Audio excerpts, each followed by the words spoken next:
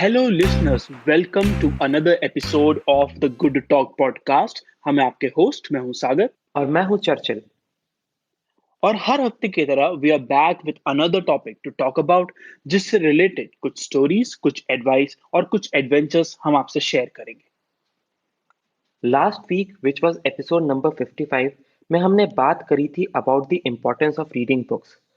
हमने बात करी थी कुछ ऐसी बुक्स के बारे में जिन्होंने हमें सबसे ज़्यादा इन्फ्लुएंस किया एंड कुछ टिप्स जिससे कि आप सही बुक पिक कर सकते हैं अपने लिए। हमें बहुत मज़ा आया था लास्ट एपिसोड रिकॉर्ड करने में और हमने काफ़ी टिप्स शेयर की थी about reading. So if you have not checked the last episode, please check it before listening to this episode. And now let's begin today's episode.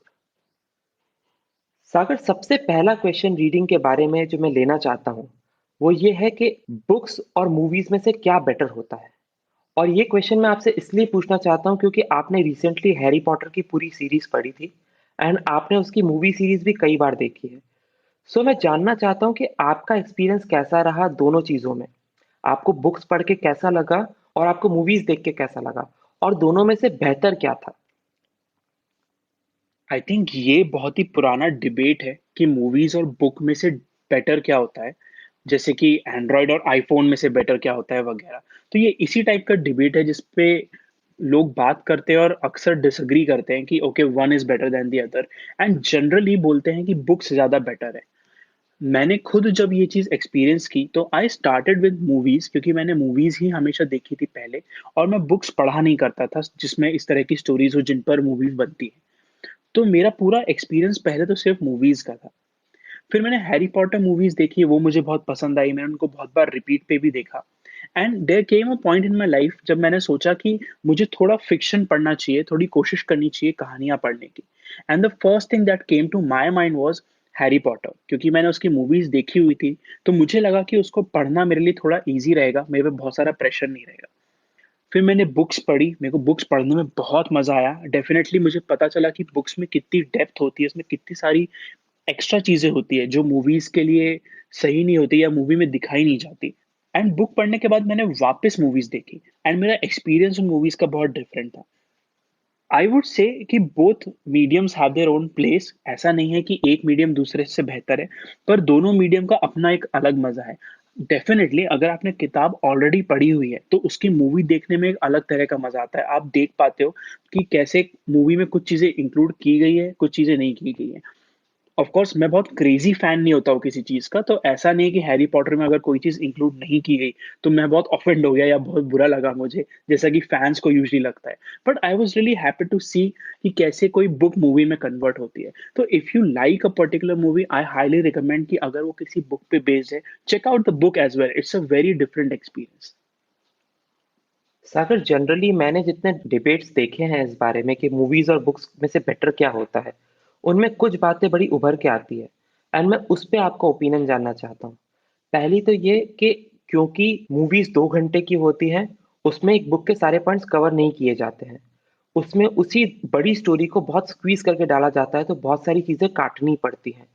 Set और settings को उतनी डिटेल में डिस्क्राइब नहीं किया जा पाता है क्योंकि आपके पास टाइम लिमिटेड है। आप कैरेक्टर्स को उतनी अच्छी तरीके से बिल्ड नहीं कर पाते हैं क्योंकि 2 घंटे में मूवी कंप्लीट करनी है। आपको क्या लगता है, आपका एक्सपीरियंस कैसा रहा? एंड इसमें मुझे ये भी पता है कि Harry Potter is one of those movies जो बहुत अच्छी तरीके से बनी हुई है, बट स्टिल क्या आपने ये डिफरेंस देखा कि क्योंकि मूवी 2 घंटे की होती है, उसमें काफी चीजें और काफी डिटेलिंग मिसिंग थी? बिकॉज हम हैरी पॉटर की बात कर रहे हैं, तो one thing I will mention there कि एक चीज जो मूवीज से बिल्कुल मिसिंग है वो है उनकी पढ़ाई। जब आप हैरी पॉटर की बुक्स पढ़ते हैं तो देर is a lot of description about वो कौन से सब्जेक्ट्स पढ़ रहे हैं, सब्जेक्ट्स में क्या है, उसमें एग्जाम्स होती हैं, टेस्ट होते हैं एंड सो ऑन। और उससे रिलेटेड जो बच्चों की यूजुअल परेशानियां होती हैं वो सारी उनकी बुक्स में है। But if you see the movie, it's simply about वो दोस्त मिलते हैं और फिर वोल्डेमॉर्ट से फाइट करते हैं। So that itself shows you कि कितना शॉर्ट वर्जन आप देखते हो किसी भी बुक का किसी मूवी में। तो ऐसा नहीं है कि मूवीज बुरी हैं just because of that, but definitely अगर आप बुक पढ़ रहे हो तो देर is a bigger world in their, और आपको बहुत ज्यादा चीजें पता पड़ेंगी, नो मैटर कि कोई भी मूवी कितना अच्छा अडेप्टेशन है। जैसे कि लॉर्ड ऑफ द रिंग्स की जो मूवीज हैं उनको उनकी बुक का बहुत अच्छा अडेप्टेशन माना जाता है, एंड इवन देन उसमें बहुत सारी ऐसी चीजें हैं जो मूवी में नहीं है पर बुक्स में है। So there are fans of both, ऐसा नहीं है कि एक के फैंस नहीं और सिर्फ दूसरे के फैंस हैं, and there are also people जिनको दोनों ही पसंद आता है, and I am in the third category कि मुझे बुक भी पसंद आती है और उसकी मूवी देखना भी पसंद आती है। दोनों मीडियम का मुझे लगता है अपना एक मजा है। एक और चीज़ सागर जो मैं जानना चाहता हूँ आपसे इस बारे में वो ये है कि जब हम एक्चुअल मूवी देखते हैं, तो हम एक कैरेक्टर को उसके विजुअल फॉर्म में देखते हैं। हमारे पास उसकी आवाज़ सुनना और उससे रिलेट करने के बहुत सारे तरीके होते हैं। पर जब हम एक बुक रीड करते हैं, तो हमें वो इमेज बनानी पड़ती है उस कैरेक्टर के बारे में अपने मन में। हमारे पास कोई ऑडिटरी साउंड नहीं होता है जिसके बेसिस पे हम उसे रिकॉग्नाइज़ कर सकें। हमारे पास कोई एक्जिस्टिंग लुक नहीं होता है जिसको देख के हम उसे रिकॉग्नाइज़ कर सकें। तो हमें सिर्फ़ उसके नाम के आस-पास एक पूरा स्ट्रक्चर क्रिएट करना पड़ता है। सो क्या कभी बुक्स में ऐसा होता है कि जब आप किसी कैरेक्टर को देखते हैं, तो आप मिस कर जाते हैं कई बार कि ओके अच्छा ये कैरेक्टर इस पर्टिकुलर इंसान का है एंड आपको वापस पीछे जाना पड़ता है देखने के लिए कि अच्छा ये किस कैरेक्टर के बारे में बात हो रही है? मुझे लगता है ऐसा हो सकता है, स्पेशली अगर आप गेम ऑफ थ्रोन्स टाइप की कोई बुक पढ़ रहे हो जिसमें बहुत सारे कैरेक्टर्स हैं और जैसे जैसे आप आगे बढ़ते हो तो आप ट्रैक छोड़ देते हो कि कौन सा कैरेक्टर क्या करता था and so on. But then that is also the joy of it, क्योंकि आपकी इमेजिनेशन स्ट्रेच होती है, आपको सोचना पड़ता है कि कहाँ पे क्या हो रहा है। और हमें लगता है कि हमारा माइंड बहुत लिमिटेड है या हमें बहुत कॉन्शियसली एफर्ट डाल के ये चीज करनी पड़ती है, बट अगर हम सिर्फ रिलैक्स करके बुक पढ़ते जाते हैं तो माइंड अपने हिसाब से अपनी पिक्चर्स ड्रॉ कर लेता है, एंड वही उसका मजा है। It helps you build a world. अगर आप कोई भी स्टोरी पढ़ रहे हैं तो आप उसकी दुनिया में खो जाते हैं, क्योंकि आप उसकी दुनिया विजुलाइज करते हैं instead of somebody telling you कि वो दुनिया कैसी दिखनी चाहिए। और उसमें बहुत स्ट्रेंथ है, क्योंकि इसी तरह से आपकी क्रिएटिविटी अनलॉक होती है, आपके थॉट्स अनलॉक होते हैं, आप नई चीजें सोच पाते हैं। तो अगर माइंड एक्सपेंशन की बात आप करते हो तो definitely books are a great way, क्योंकि उसमें कोई भी विजुअल एड नहीं है, सब कुछ आपको ही सोचना पड़ता है, including the scene, the scenery, the landscape, everything in a scene आपको सब कुछ खुद ही समझना पड़ता है। ऑन टॉप ऑफ दैट आपको ह्यूमन कैरेक्टर्स या कोई भी कैरेक्टर्स जो उसमें है उनके बारे में भी जो चीजें पता पड़ती है, वो इमेजिनेशन भी आपके अंदर ही रहती है। तो definitely books are great for building imagination. एक और डाउट जो मेरे मन में इससे रिलेटेड था वो ये था कि अगर आपने मूवीज़ पहले देख ली हैं, सो आप उस कैरेक्टर को जो बुक में मेंशन किया गया है, उसी फॉर्म में देखते हैं जिस फॉर्म में वो मूवी में एग्ज़िस्ट करता था या आप उसकी नई आइडेंटिटी बना पाते हैं? फॉर इंस्टेंस जब आपने हैरी पॉटर की मूवीज़ कई बार देखने के बाद हैरी पॉटर की बुक्स पढ़ना चालू की थी, सो आपकी इमेजिनेशन में क्या हैरी पॉटर अभी भी डैनियल रैडक्लिफ था या डंबलडोर और स्नेप वही कैरेक्टर्स थे या आपने उनकी कोई नई आइडेंटिटी अज़्यूम की थी या नया कैरेक्टराइज़ेशन देखा था? There is no replacing them, I would say कि अगर आपने एक बार मूवी देख ली है तो आपको वो ही लोग बुक में दिखेंगे। There is no way to change that image any more, क्योंकि वो इतनी स्ट्रांगली आपके अंदर री हो चुकी होती है। तो जब मैं हैरी पॉटर की बुक पढ़ रहा था तो उसमें जितने भी कैरेक्टर्स के नाम थे जो मैं रिकग्नाइज कर पा रहा था, मुझे वही लोग दिख रहे थे जिन्होंने मूवी में उनका कैरेक्टर प्ले किया था। हाउएवर मैं ये भी कहूंगा कि उससे एक्सपीरियंस में कोई फर्क नहीं पड़ा, मुझे बुक पढ़ने में फिर भी उतना ही मजा आया। इनफैक्ट मेरे लिए बड़ा आसान हो गया था उन लोगों को इमेजिन करना और उन जगहों पे जाना जहाँ पे बुक में वो लोग जाते हैं, बिकॉज कुछ ना कुछ उस चीज का फॉर्म में मैंने मूवी में देखा हुआ था।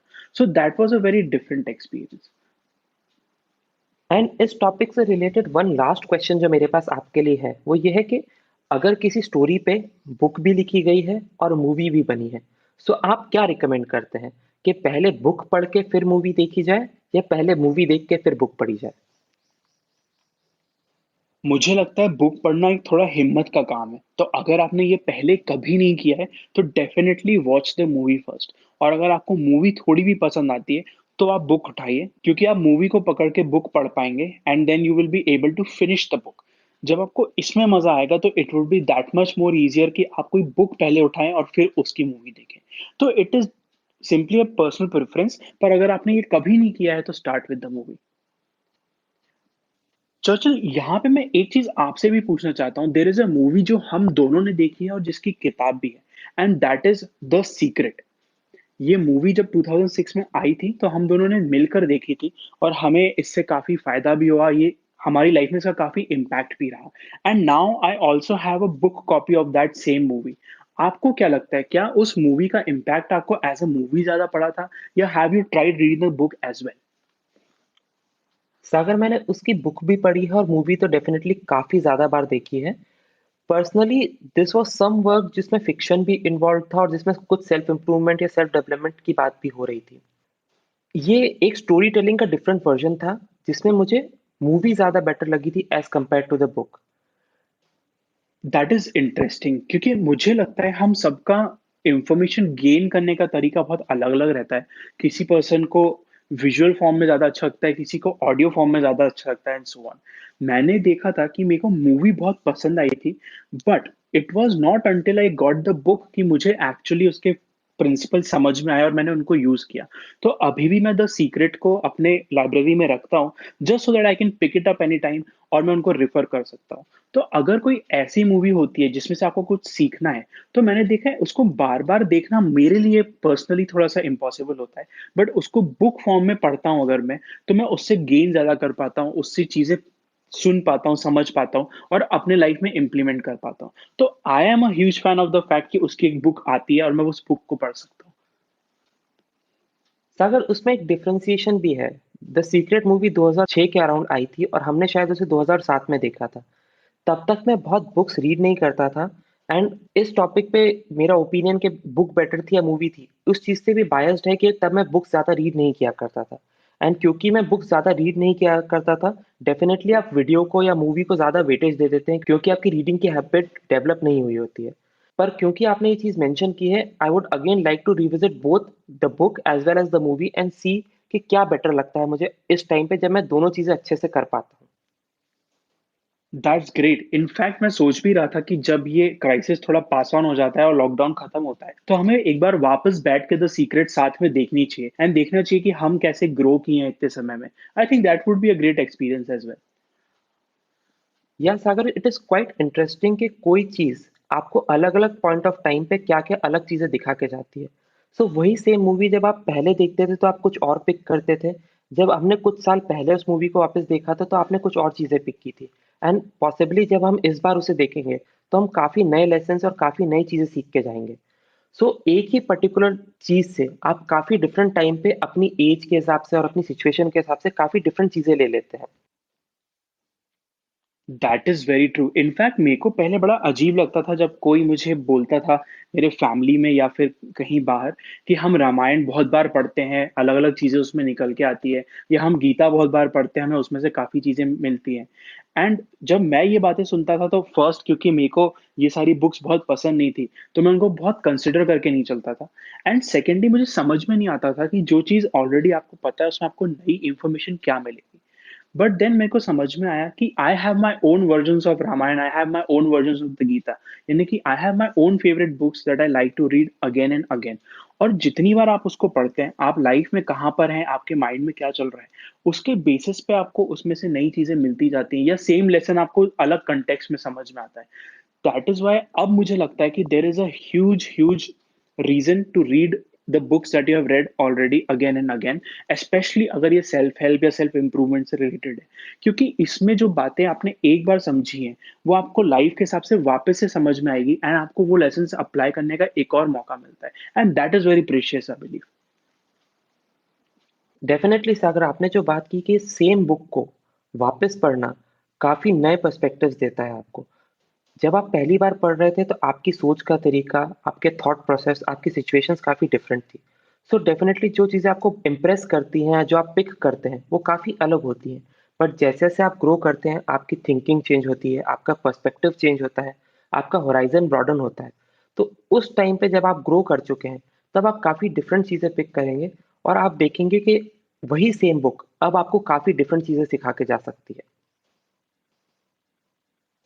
क्योंकि हम मूवीज और बुक का कंपैरिजन कर रहे थे एंड देख रहे थे कि कैसे हम अलग अलग तरह से इंफॉर्मेशन रिसीव करते हैं, I think this would be a good time to talk about कि बुक्स बेटर होती है या ऑडियो बुक्स बेटर होती है, या ये दोनों एक्सपीरियंसेस डिफरेंट कैसे होते हैं। What has been your experience Sajal? Sagar, currently मैं बुक्स 3 फॉर्मेट में कंज़्यूम करता हूँ। सबसे पहला फिज़िकल बुक्स, दूसरा मैं किंडल पे बहुत ज़्यादा रीड करता हूँ, एंड फाइनली मैं कुछ बुक्स को ऑडिबल पे भी सुनता हूँ। And to cut the whole discussion short, तीनों की अपनी अलग-अलग यूटिलिटी है जो मुझे लगता है। आप किसी को भी किसी से रिप्लेस नहीं कर सकते। तीनों अलग-अलग फॉर्मेट में आपको अलग-अलग पॉजिटिव बेनिफिट्स देके जाती है। सो rather than doing a comparison, I think it would be more useful कि हम तीनों के एडवांटेजेस के बारे में बात करें एंड हम ये देखिए कि कौन सी बुक कौन सी मीडियम को ज़्यादा सूट करती है, और उस बेसिस पे जब भी आप कोई बुक पिक करें तो आप डिसाइड कर सकते हैं कि आप कौन से मीडियम पे उसको पढ़ना चाहते हैं। Right, that's a good way to go about it in fact, क्योंकि मुझे लगता है कि हर पर्सन के लिए अलग अलग मीडियम अच्छा होता है। एंड हो सकता है कि एक मीडियम जिसके लिए सही हो वो दूसरे मीडियम को बिल्कुल यूज ना कर पाए। जैसे मेरे साथ होता है कि मैं ऑडियो फॉर्म में बुक्स को सुन नहीं पाता हूँ बहुत देर, क्योंकि अगर मैं किसी को सुन रहा हूँ तो मुझे अपनी पूरी अटेंशन उस पर देनी पड़ती है। And far as I know, आप काम करते करते भी पॉडकास्ट सुन लेते हैं या बुक सुन लेते हैं, इज दैट राइट? या या दैट इज ट्रू। मैं काम करते वक्त, ड्राइव करते वक्त, गार्डन में पानी देते वक्त ऑडियो बुक सुन पाता हूँ, और मेरा अटेंशन फिर भी उन्हीं बुक्स पे रहता है, और मैं सुन पाता हूँ और इंटरप्रेट कर पाता हूँ कि क्या बात की जा रही है। And I find that amazing, क्योंकि मैं बिल्कुल भी ये चीज कर नहीं पाता।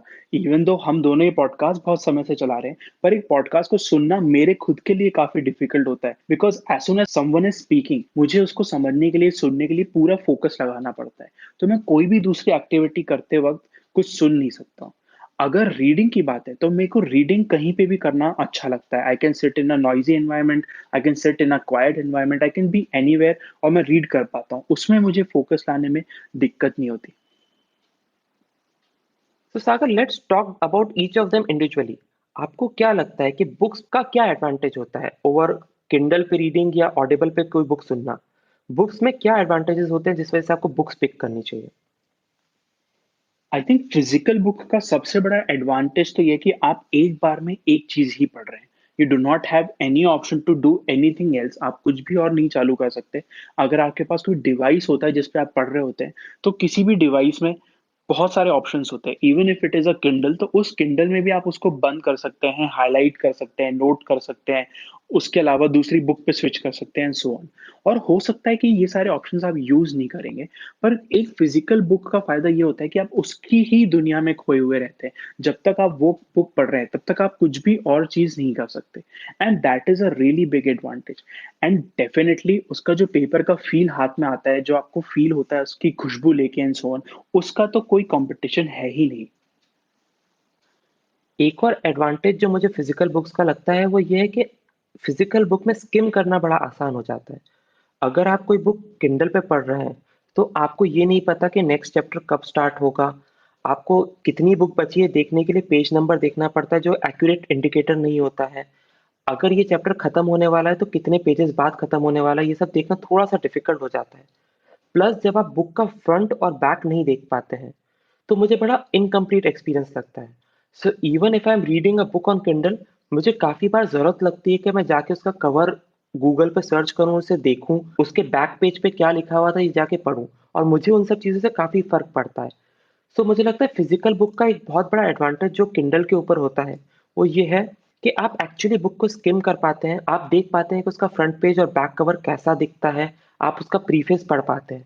नॉर्मली जब आप किंडल पे रीड करने की कोशिश करते हैं, तो वो इन सब चीज़ों को बायपास करके सीधे एक्चुअल स्टार्टिंग से ही स्टार्ट करता है। एंड डेफिनिटली आप पीछे जाके देख सकते हैं, बट किंडल की ग्रे स्क्रीन पे बुक कवर कभी भी वैसा नहीं दिख पाता है जैसा वो एक्चुअली होता है। सो आपको गूगल पे जाके एक्चुअली उसे देखना पड़ता है फ़ील लाने के लिए। दैट्स अ इंटरेस्टिंग थॉट सजल, मैंने ये तो कभी सोचा ही नहीं कि किसी भी बुक का फ्रंट और बैक देख पाना भी उस बुक का एक्सपीरियंस का पार्ट होता है। सो डेफिनेटली फिजिकल बुक में ये चीज आपको मिल पाती है, it's a more complete experience I think. एक और चीज़ सागर मुझे जो लगती है वो ये है कि जब ऑथर कोई बुक लिखता है तो वो उस बुक को एक पर्टिकुलर तरीके से प्रेजेंट करना चाहता है। वो एक पर्टिकुलर स्टाइल ऑफ पेज पे उसको प्रिंट करता है, पर्टिकुलर फॉन्ट यूज़ करता है ताकि उसका मीनिंग ज़्यादा कम्युनिकेट हो पाए। वो लाइंस के बीच में स्पेसिंग उस तरह से रखता है, वो पेजेस के एंड में गैप उतनी ज़्यादा छोड़ता है या बॉर्डर्स उतनी ज़्यादा छोड़ता है ताकि वो एक्सपीरियंस क्रिएट कर पाए जो वो देना चाहता है। जब हम किंडल पे स्विच कर देते हैं तो हर बुक एक ही तरीके से दिखती है। सो वो डिफरेंशिएशन जो ऑथर देना चाहता था वो मिस हो जाता है। आई थिंक ये बहुत डिपेंड करता है कि बुक किस टाइप की है, क्योंकि मैंने देखा है कि हर ऑथर डिसाइड नहीं करता कि वो बुक को कैसे प्रेजेंट करना चाहता है। But then there are some books जो बहुत ही कॉन्शियसली उस तरह से बनाई जाती है। जस्ट एज एन एग्जाम्पल, हम सीक्रेट की बात कर रहे थे, तो उस बुक के कवर से लेके उसके अंदर की पेजेस तक, उसके फॉन्ट तक, सब कुछ कुछ इस तरह से लिखा गया है कि आपको सीक्रेट की फीलिंग आए, आपको ऐसी फीलिंग आए कि आप कुछ बहुत ही बड़ी बात सीखने वाले हैं, एंड सो ऑन। तो डेफिनेटली काफी बुक्स में ऐसा होता है कि आपका एक्सपीरियंस का पार्ट होता है कि वो किस तरह से प्रिंट की गई है, and then that changes with the Kindle, like you said. Sagar, ये आपने बहुत अच्छा पॉइंट मेंशन किया कि सीक्रेट का जो प्रिंट है वो उसी तरीके से बनाया गया है या उसी तरह से प्रेजेंट किया गया है ताकि वो मैजिकल लगे। उसके पेजेस की क्वालिटी बहुत अच्छी है, उसके प्रिंट में कलर्स का बहुत अच्छा यूज है। एंड यही सब चीजें मिस हो जाती है मुझे लगता है जब आप किंडल पे पढ़ने की कोशिश करते हैं। किंडल में सारे फॉन्ट्स एक ही जैसे हैं, स्पेसिंग उसी तरीके की है, एंड बाकी सारे फैक्टर्स भी सेम है। सो वो डिफरेंशिएशन मुझे लगता है कुछ बुक्स में काफी जरूरी हो जाता है। That is true. Let's talk about Kindle then. आपको क्या लगता है कि किंडल का क्या फायदा होता है, and how is the Kindle better as a reading experience? तो अगर किंडल के बहुत सारे फायदे तो बहुत ऑब्वियस है। सबसे पहला फायदा कि जब आप किंडल पे पढ़ रहे हैं तो आपको कन्वीनियंस बहुत ज़्यादा है।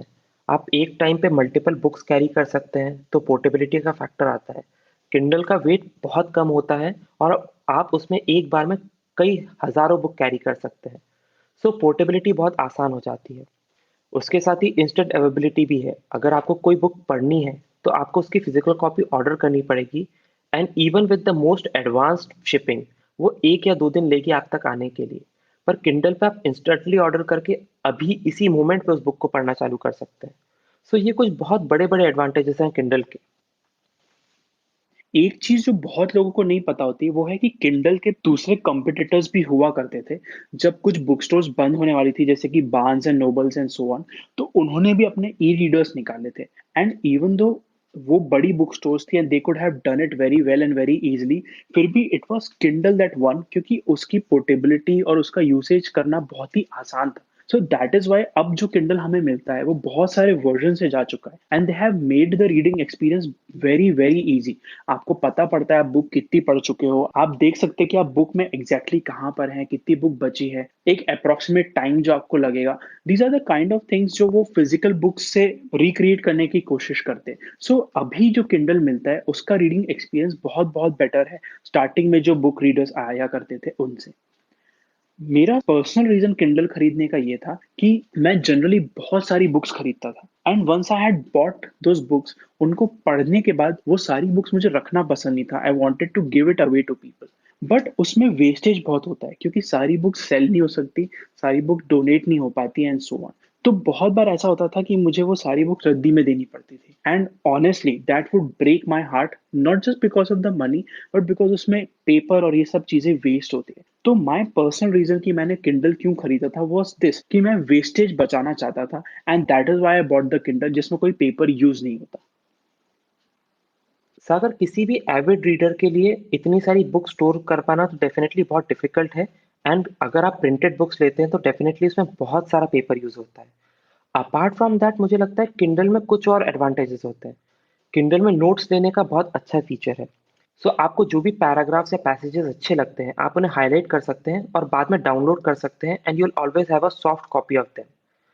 इसके अलावा किंडल के कुछ और एडवांटेजेस हैं। जैसे फॉर इंस्टेंस आप किंडल को एक हाथ में होल्ड कर सकते हैं और लो लाइटिंग में भी रीड कर सकते हैं किंडल पे, जो कि एक एक्चुअल बुक के साथ पॉसिबल नहीं है। आप एक एक्चुअल बुक को रीड करने के लिए आपको दोनों हाथों का यूज करना पड़ेगा, और जब लाइटिंग कम है तो आपके आई पे स्ट्रेन होगा एक्चुअल बुक को रीड करने में। पर किंडल के साथ आप इन दोनों फैक्टर्स को आसानी से डील कर सकते हैं। आप किंडल को एक हैंड से होल्ड करके भी पेजेस टर्न कर सकते हैं, तो अगर आप पब्लिक ट्रांसपोर्ट में मूव कर रहे हैं और आपका सिर्फ एक ही हाथ फ्री है तब भी आप किंडल पे रीड कर सकते हैं। और अगर आप किसी एक ऐसे एनवायरनमेंट पे हैं जहाँ पे लाइटिंग लो है तो विदाउट स्ट्रेन आप किंडल की डिफॉल्ट लाइटिंग यूज करके उसकी ब्राइटनेस को हल्का सा बढ़ा के बड़े आराम से रीड कर सकते हैं। आई डोंट थिंक यूजेबिलिटी के मामले में तो किंडल का कोई कंपटीशन है, because it can be use in so many places, और इतना आसान हो जाता है बुक रीड करना क्योंकि उसकी बैटरी बहुत ज्यादा चलती है। एक सिंगल चार्ज पे वो बहुत लंबे वक्त तक, ऑलमोस्ट 2 हफ्ते तक चल पाता है, और आपको एक बार भी उसको चार्ज नहीं करना पड़ता, which is so much different than charging a phone and so on. या सागर, दैट्स डेफिनेटली ट्रू। मैं भी बहुत सरप्राइज हुआ था जब मैंने किंडल की एक्चुअल बैटरी पावर देखी थी। आपको कई कई हफ्तों तक उसे चार्ज नहीं करना पड़ता था, डिस्पाइट द फैक्ट कि आप उसे रेगुलरली यूज कर रहे हैं और काफी घंटों तक उस पर रोज पढ़ रहे हैं।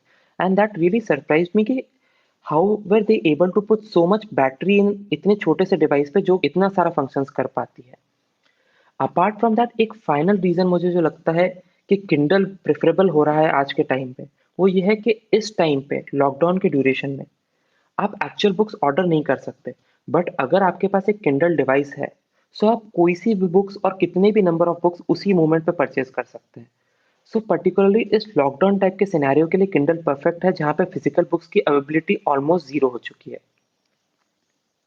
That is true. With that Churchill, let's move to audio books, क्योंकि मैं जानता हूँ आप काफी ऑडियो बुक्स सुनते हैं, आप पॉडकास्ट भी बहुत सारे सुनते हैं, and this is honestly your area of expertise I would से। आपका ऑडियो बुक्स को प्रेफर करने का रीजन क्या है? आप किस टाइप की ऑडियो बुक्स पढ़ते हैं, and how can someone start listening to audio books अगर उन्होंने पहले नहीं सुनी है तो? सागर, मैं पर्सनली ऑडियो बुक्स ऑडिबल पे सुनता हूँ।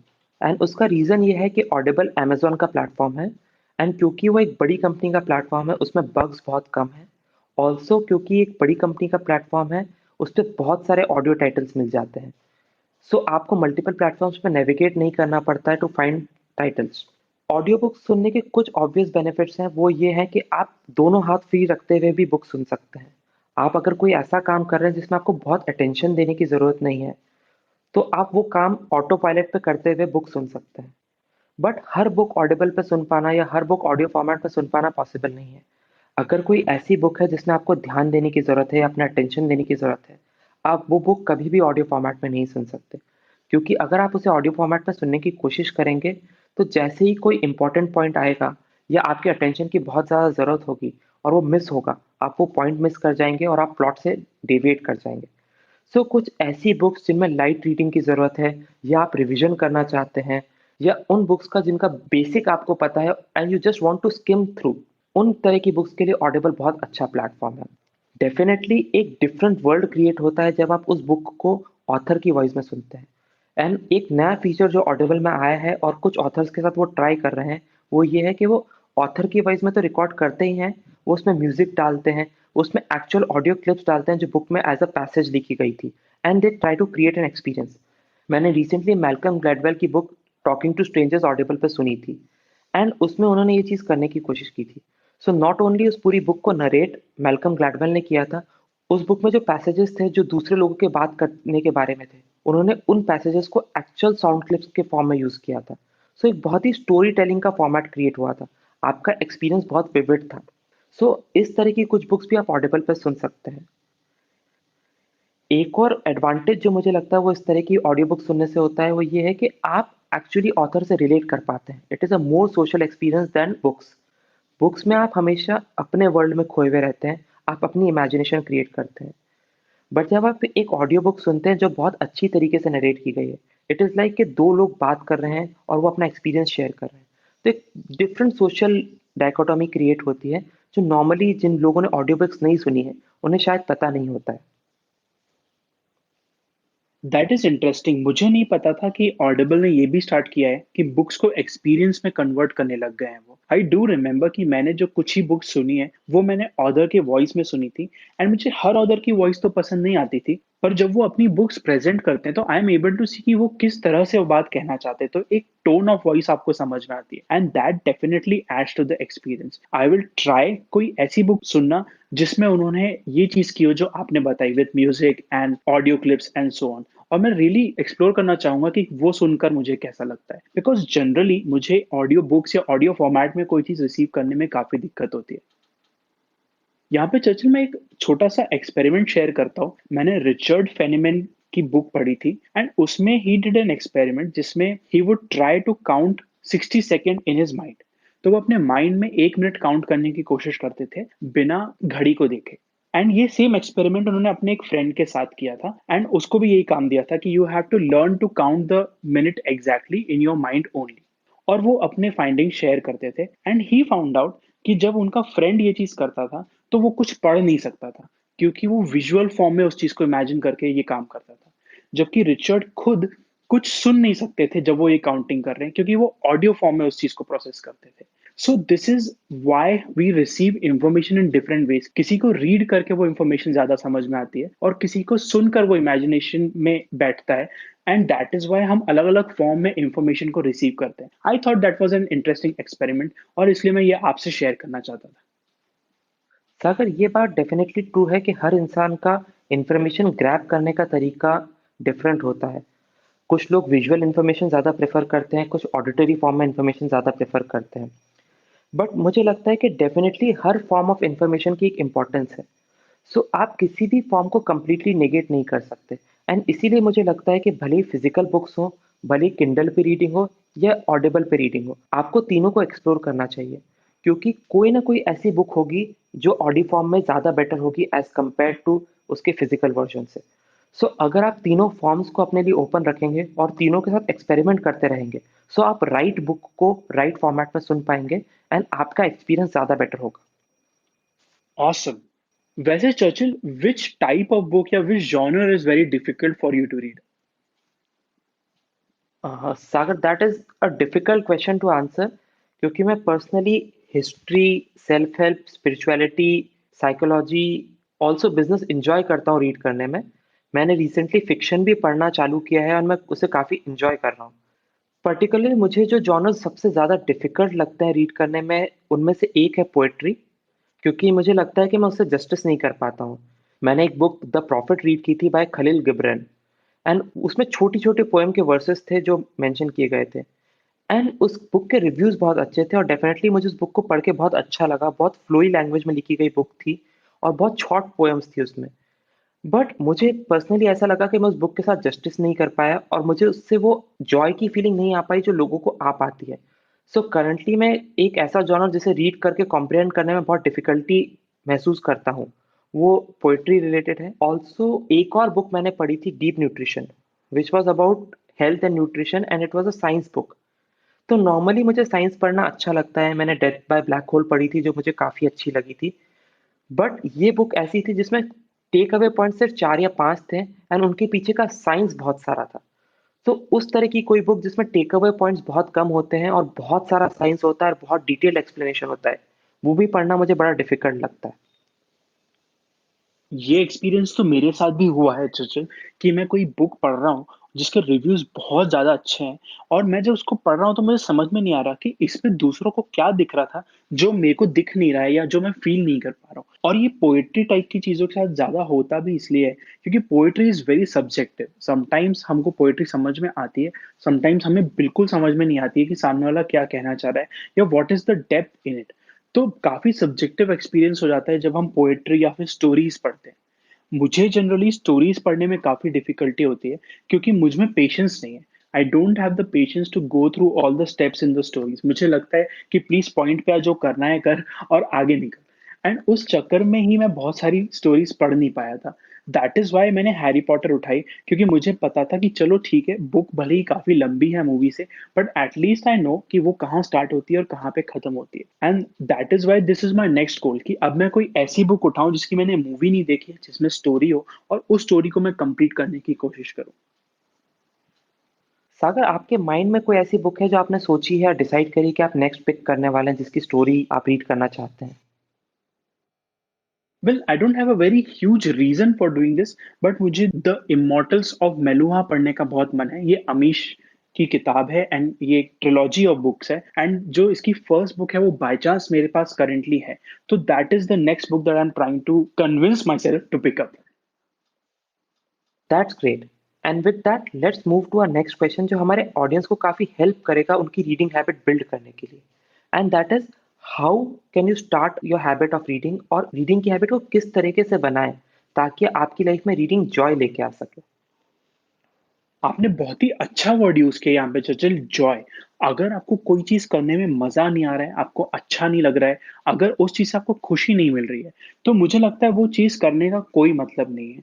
हम बहुत बार सुनते हैं कि बुक्स पढ़ना अच्छी बात है, हमें लगता भी है कि बुक्स पढ़ना अच्छी बात है।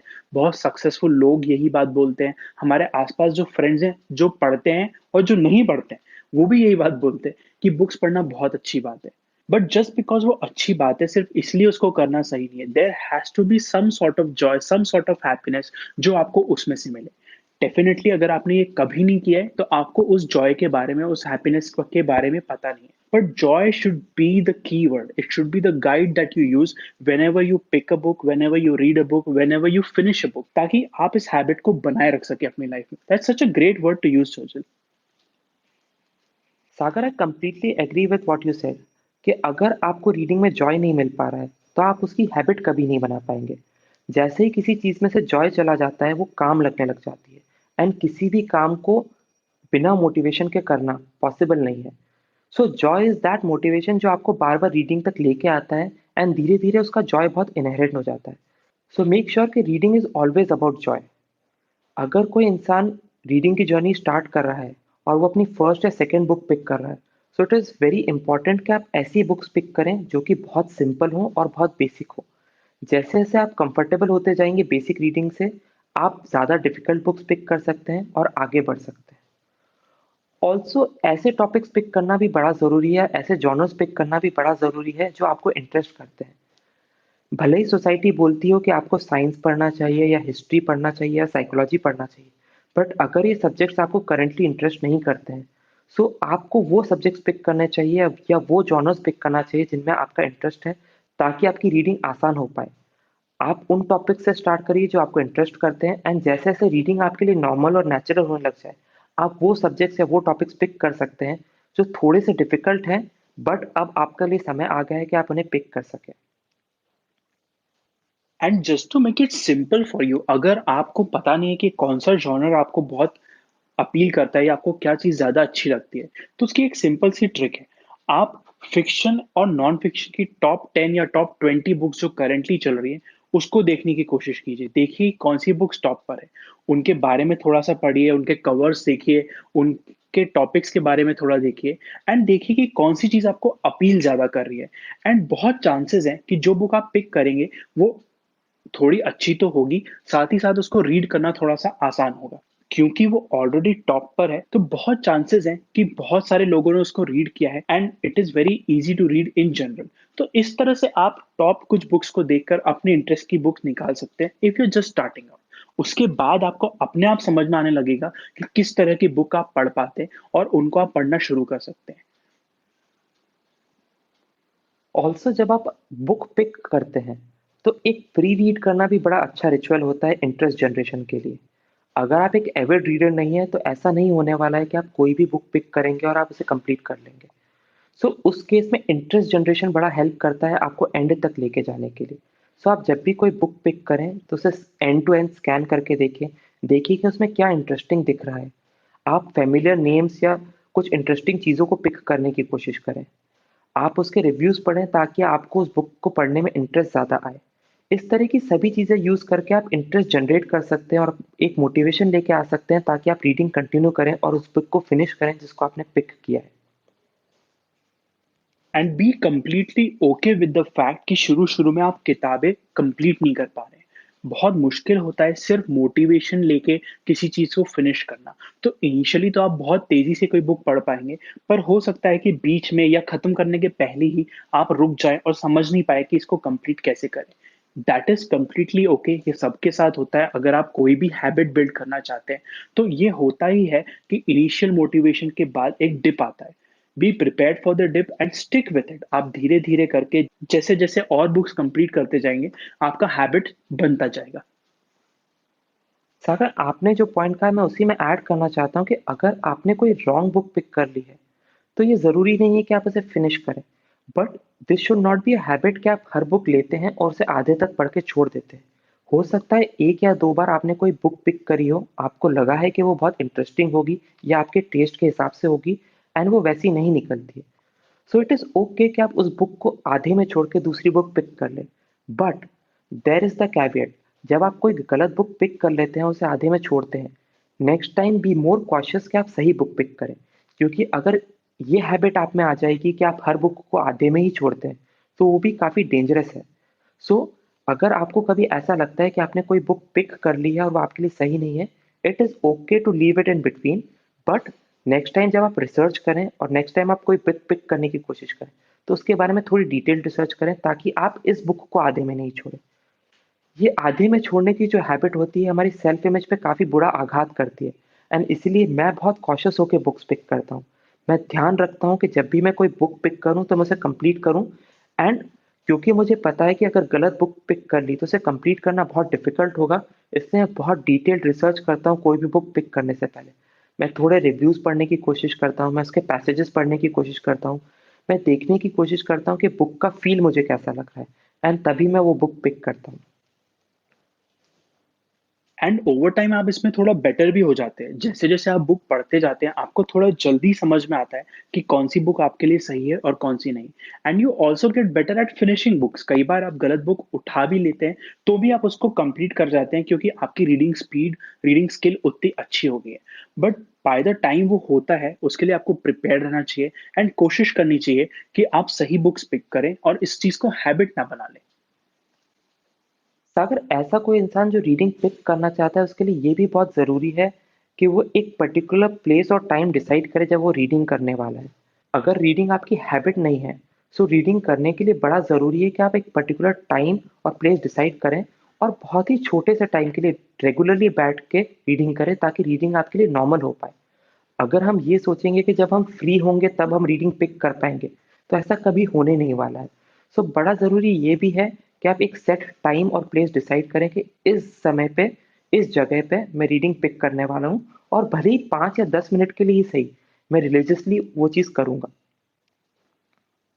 कई बार होता क्या है चर्चिल कि हम जब रीडिंग के बारे में कहानियां सुनते हैं तो हम यही सुनते हैं कि हम तो कभी भी रीड कर लेते हैं। मैं कार में बैठा था कहीं जा रहा था रीड कर लिया, या बस में बैठ के रीड कर लिया, या मैं रात में सोने के थोड़ी देर पहले रीड कर रहा था, मुझे मजा आ रहा था इसलिए, एंड सो ऑन।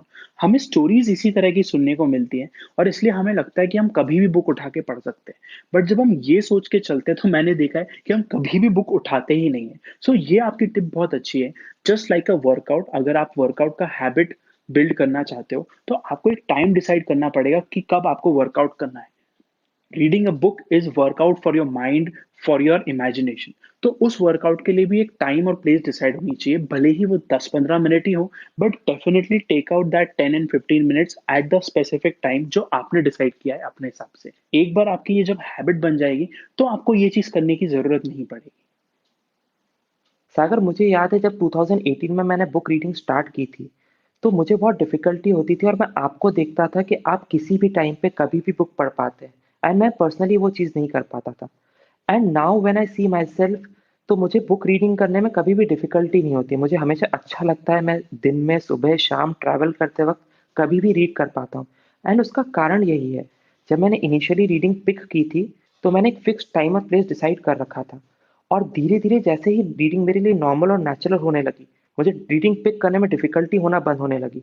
उसके बाद मुझे मज़ा आने लगा, एंड अब मेरे लिए बहुत ही नेचुरल प्रोसेस हो गई है। मुझे दिखता है मेरे पास टाइम है और सामने किंडल पड़ा है, मैं उसे पिक करता हूँ, मैं रीड करना चालू कर देता हूँ। सो वो चीज़ें आपके लिए भी होंगी जब आप बेड पे जाने से पहले रीड करते हैं, आप कार में रीड कर लेते हैं, आप पब्लिक ट्रांसपोर्ट में रीड कर पाते हैं। बट उस पॉइंट तक पहुँचने के लिए आपको एक हैबिट बनानी पड़ेगी, और उसके लिए बड़ा ज़रूरी है आप एक फिक्स टाइम और प्लेस डिसाइड करें, जहाँ पे आप कुछ समय के लिए ही पर रेगुलरली और रिलीजियसली रीड ज़रूर करते हैं। इसके अलावा मुझे एक और चीज़ लगती है सागर, कि अगर आपको रीडिंग की हैबिट पिक करनी है, तो आपको अपने आप को बुक से सराउंड करके रखना पड़ेगा ताकि आपको रेगुलरली वो दिखती रहे और आपका इंटरेस्ट रीडिंग में बना रहे। तो इसके लिए बड़ा ज़रूरी है कि आप अपने पास अबंडेंट सप्लाई ऑफ बुक्स रखें। आप कुछ बुक्स ऑफ़िस में रख सकते हैं, कुछ बुक्स घर पे रख सकते हैं, कुछ अपने बेडरूम में रख सकते हैं ताकि आपको कंटीन्यूअसली दिखता रहे कि आपके आस-पास बुक्स हैं, और जब भी आपको पढ़ने का मन करे, तो आप उनको पिक करके रीड कर सकें। आप ज़्यादा से ज़्यादा लाइब्रेरीज़ विज़िट करें ताकि आप देख सकें कि अच्छा कितनी इंटरेस्टिंग बुक्स आती हैं, कितने इंटरेस्टिंग टाइटल्स हैं, लोगों ने क्या-क्या अच्छी बातें लिखी हैं। Also what is very important कि आप एक वांट टू रीड की लिस्ट ज़रूर बना के रखें, ताकि जब आपकी करंट बुक खत्म हो जाए, तो आपको नेक्स्ट बुक के लिए वेट ना करना पड़े। आप पहले से ही उस बुक को ऑर्डर करके रखें ताकि जैसे ही आपकी करंट बुक खत्म हो, आप नेक्स्ट बुक रीड कर सकें।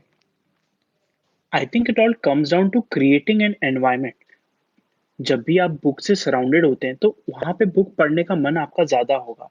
ऑटोमेटिकली आपको लगेगा कि अच्छा हमारे पास इतनी सारी बुक्स हैं, इनमें से उठा के एक पढ़ी जा सकती है।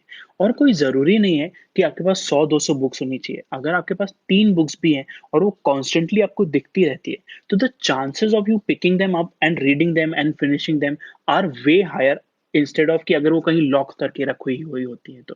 This is the whole benefit of having your own library, having your own desk, या फिर अपनी बेड के बाजू में बुक्स रखने का। आपको वो दिखती रहेंगी तो आप उनको पिक करते रहेंगे, उनको रीड करते रहेंगे। And finally, get a book buddy.